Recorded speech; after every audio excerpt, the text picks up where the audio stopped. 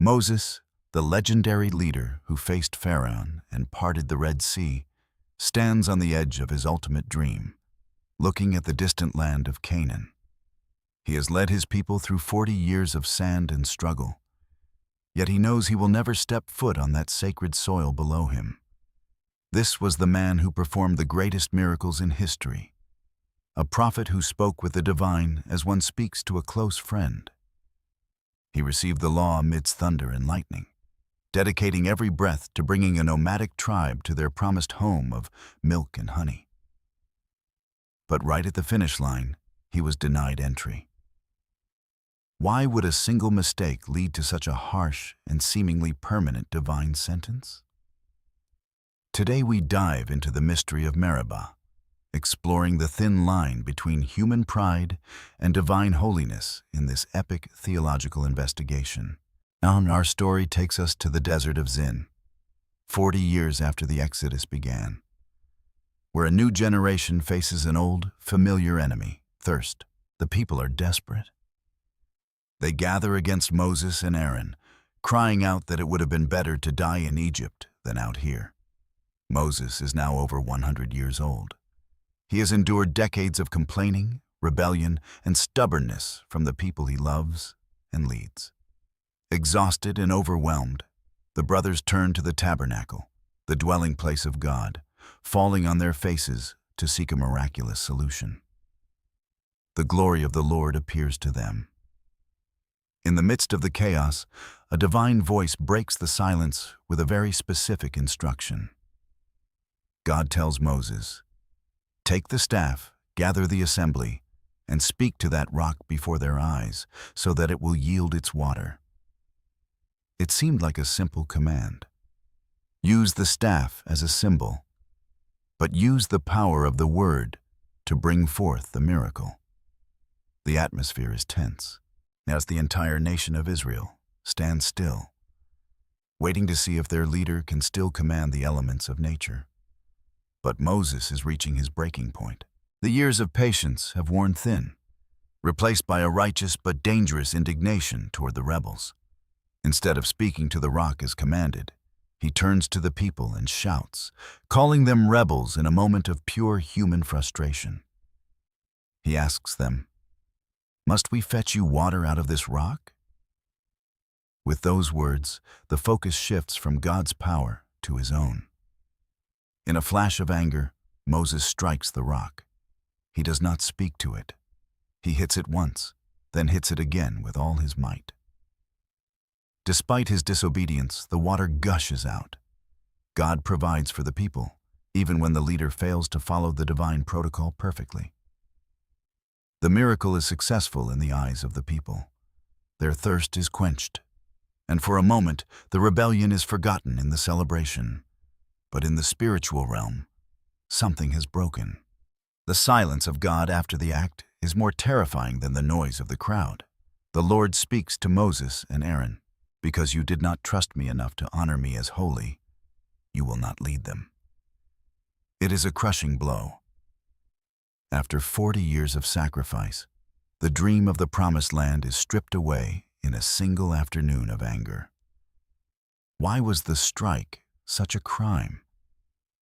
To understand, we must look at the symbolism of the staff versus the power of the word. The staff represented the old way of miracles through physical action. God wanted Moses to use his voice to show that power comes from faith. By striking the rock twice, Moses acted as if the miracle depended on his physical strength and his emotional outburst rather than God's grace. When he said, "Must we fetch you water?" he included himself in the divine act. He took credit that belonged solely to the Creator. In leadership, the closer you are to the divine, the smaller your margin for error. Moses was the face of God to the people.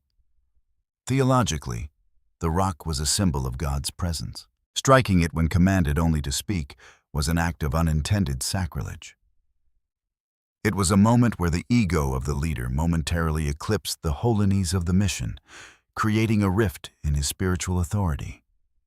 Moses, known as the most humble man on earth, had allowed a single moment of arrogance to cloud his long-standing record of obedience. The journey continues, but the atmosphere has changed. The leader is now walking toward his own sunset, knowing his time is limited. Scripture emphasizes that Moses was punished because he failed to uphold God's holiness in the eyes of the people during a critical moment. This lesson echoes through time. Those who lead must represent the character of the one they serve with absolute and unwavering integrity. But there is another perspective.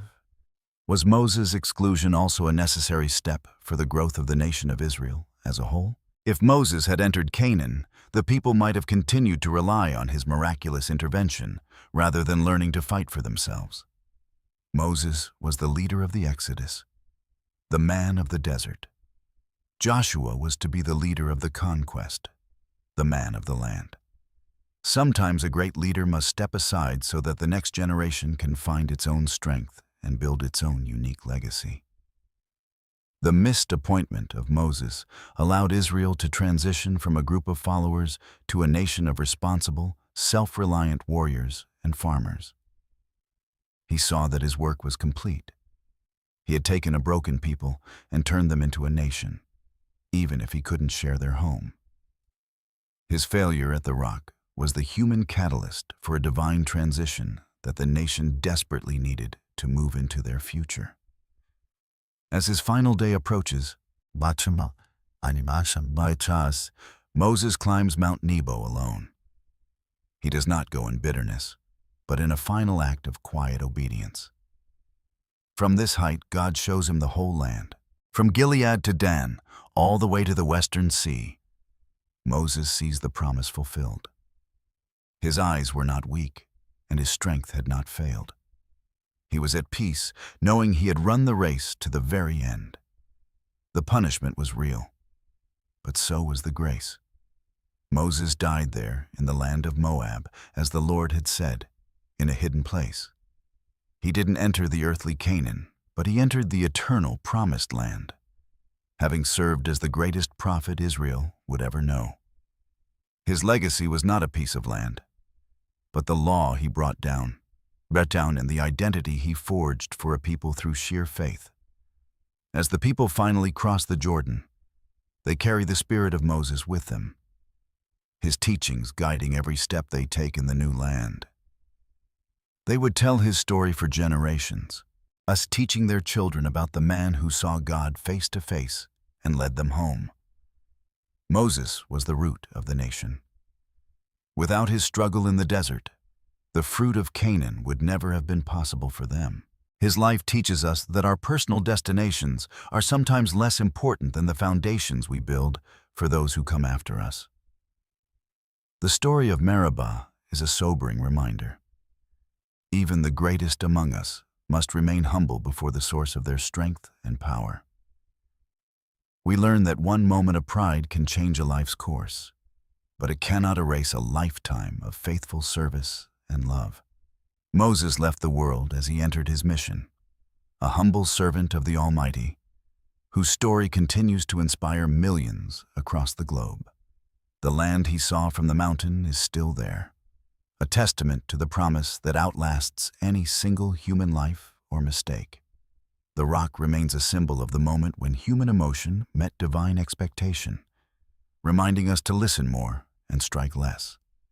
In the quiet of the night, yes, the mountain stands as a monument to the man who gave everything to lead his people to their destiny. The river flows on, carrying the history of a people who learned that true leadership is found in perfect obedience to the divine will. Legacy is not defined by the destination you reach, but by the path you pave for others to walk with confidence and faith. Thank you for joining us on this journey through the mystery of Moses. May your own journey be guided by wisdom, humility, and grace.